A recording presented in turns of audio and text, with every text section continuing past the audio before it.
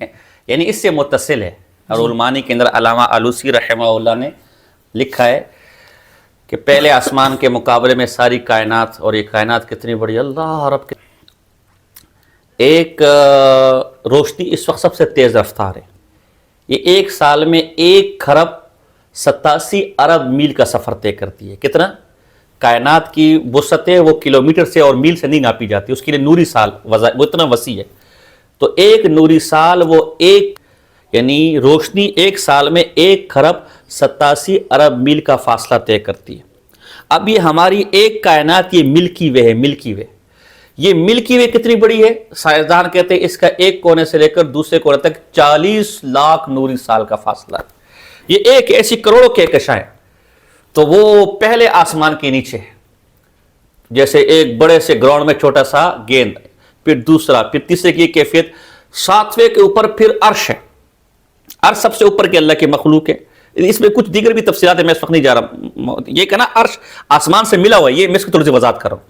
وہ عرش آخری مخلوق ہے اللہ کی، اور سب سے بڑی. اندازہ لگاؤ جب آسمان سے نیچے کائنات کا ایک ملکی وے، ہماری ملکی وے کا یہ حال ہے، تو پوری کائنات کا اور پھر عرش کا کیا حال ہوگا؟ تو عرش پھر یہ پوری کائنات پر گنبد کی طرح ہے. کہتے نا جی الرحمن علی العرش استوا، تم اس کا معنی استولا کرتے ہو، تو استولا تو اللہ کو ہر شے پر حاصل ہے. یہاں عرش کو کیوں ذکر کیا خاص طور پر؟ تو اس کی وجہ یہ ہے کہ عرش اللہ کی سب سے بڑی مخلوق ہے. اللہ کے بندو، جب اتنی بڑی مخلوق پر اس کو قدرت حاصل ہے تو تم کیا چیز ہو اس کے سامنے میرے بھائی؟ اس لیے اللہ نے اس کو یہاں ذکر کیا. ترجیح بلا مرجع نہیں ہے میرے بھائی، وہ گنبد کی طرح، اس سے ماورا نہ مکان ہے نہ زمان ہے. بات سمجھ آ رہی کہ نہیں؟ تو یہ وہ آسمان کے اندر نہیں ہے، ٹھیک ہے، کیونکہ وہ آخری مخلوق ہے اللہ کی جو ہے نا، وہ آسمان. اور اس سے آپ اندازہ لگاؤ انسان کتنا بدبخت جس کی کائنات کا یہ حال ہے. اللہ اکبر، تبھی تو اللہ اکبر. تو اس اللہ کے مقابلے یار یہ بھی نہیں، ہم اس کی بھی کوئی حیثیت ہے. اللہ سمجھ میں آنے والی ذات ہے. جی جی جی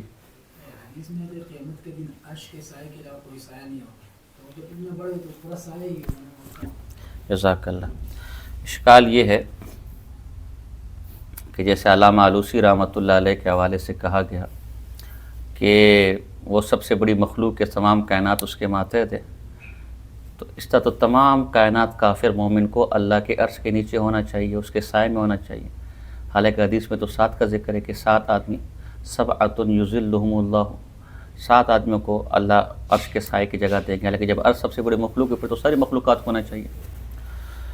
تو اس سلسلے میں پہلی بات تو یہ ہے کہ دیکھیں خود اللہ فرماتے ہیں وَلَٰكِن لَا تَشْعُرُونَ.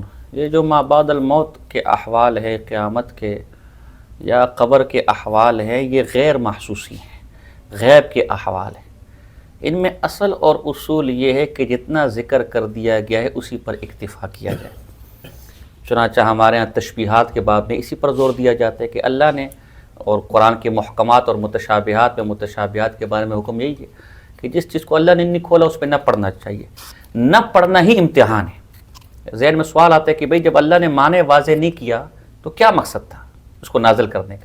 مقصد یہی تھا کہ اللہ نے جس کام سے روک دیا اس سے رکتے ہو کہ نہیں رکتے. یہی اصل اس میں امتحان ہے متشابہات میں. لہٰذا وہ بھی بغیر مقصدی نہیں ہے، غیر مقصودی نہیں ہے. آج کل ہمارے لوگ کہتے ہیں جی وہ ایک قبر میں جو ہے وہ مردہ زندہ ہے تو کیسے زندہ ہے، کوئی کہتے ہیں مرا ہوا ہے تو کیسے مرا ہوا ہے. بھائی بس زندہ ہے وَلَٰكِن لَا تَشْعُرُونَ. میرے بھائی اللہ نے جب خود کہہ دیا کہ ہم اس کیفیت کو معلوم ہو، تو اب ہم اور آپ کون ہوتے کہ کہنے والے کہ اس طرح زندہ ہے اور اس طرح زندہ نہیں ہے، اور یوں مردے اور یوں زندہ نہیں ہو سکتا. بس بات ختم ہو گئی میرے بھائی.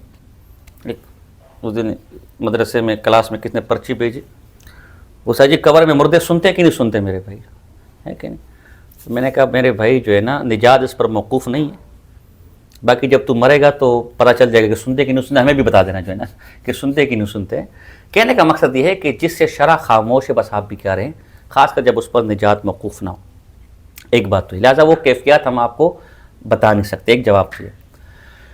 دوسرا یہ پہلے بھی عرض کی گئی تھی کہ قرآن و مجاز جو ہے نا، مجاز یہ عربی کا آدھا ہے، آدھی عربی مجاز ہے. اور آپ نے بلاغت میں پڑھا ہوا کہ مجاز اور تشبیہات اور استعارات یہ بلاغت کی قسمیں ہیں جو ہے نا، یہ اس کلام میں بلاغت پیدا ہوتا ہے. تو قرآن و حدیث میں بھی اس کا استعمال بہت کیا گیا. ضرور نہیں کہ جو پاک پیغمبر علیہ السلام نے بات فرمائی ہو وہ حقیقت میں ویسے ہی ہو، بلکہ بعض اوقات سمجھانے کے لیے مانوی چیز کو محسوسی کے ساتھ تشبیہ دے دی جاتی ہے.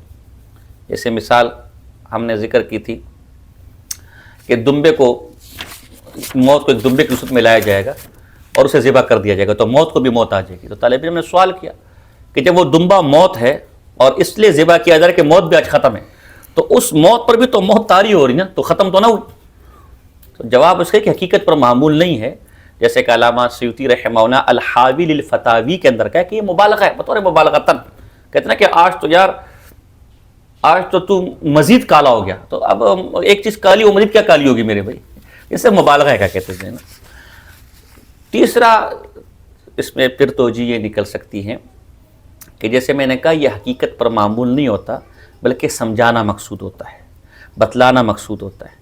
یہاں پر بھی پاک پیغمبر صلی اللہ علیہ وسلم کا مقصد یہ نہیں ہے کہ اللہ کا کوئی سایہ ہوگا، اللہ سایہ سے پاک ہے اور اس کے نیچے افراد ہوں گے، بلکہ علامہ عبد البر مالکی رحمہ اللہ التمہید لما فی المعطا من الاسانید کے اندر اس کی توجیہ بیان کرتے ہیں، فی الظل، یہ 7 آدمی اللہ کے سایہ کے نیچے ہوں گے، معناہ الظل فی ھذا الحدیث، الظل فی ھذا الحدیث یراد بہ الرحمہ، اس حدیث میں جو سایہ ہے نا، یہ سایہ اپنے حقیقت پر معمول ہے بلکہ مراد اللہ کی رحمت ہے کہ وہ 7 آدمی اللہ کی رحمت کے تحت ہوں گے۔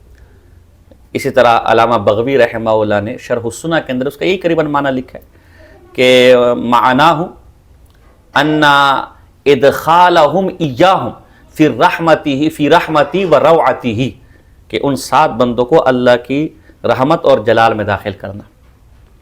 علامہ ابن حجر عسقلانی رحمہ اللہ فتح الباری میں کہتے ہیں کہ دیکھو یہ اسی طرح ہے جیسے ذل کی نسبت بادشاہ کی طرف ہوتی ہے، عام خطبے میں آپ نے سنا ہوگا السلطان العادل ذل اللہ فی الارض ہے، تو فلان ذل الملک، فلاں بادشاہ کا سایہ ہے، تو مراد یہ ہوتی ہے کہ بادشاہ کی ملک کے اندر ہے، بادشاہ کی قوت کے اندر ہے۔ تو یہاں پر بھی وہ 7 آدمی اللہ کی ملک کے اندر، اللہ کی رحمت کے اندر، اللہ کی حفاظت کے اندر ہوں گے۔ پھر خود ہی ایک اشکال قائم کرتے، جیسے ہم نے ابھی وہاں کہ عرش کے ساتھ استولا کا کیا مقام ہے، تو خود اشکال قائم کرتے ہیں کہ اللہ کی ملک میں تو ساری کائنات ہیں، اللہ کے ماتے تو ساری کائنات ہے، تو پھر ان 7 کا کیوں ذکر کیا؟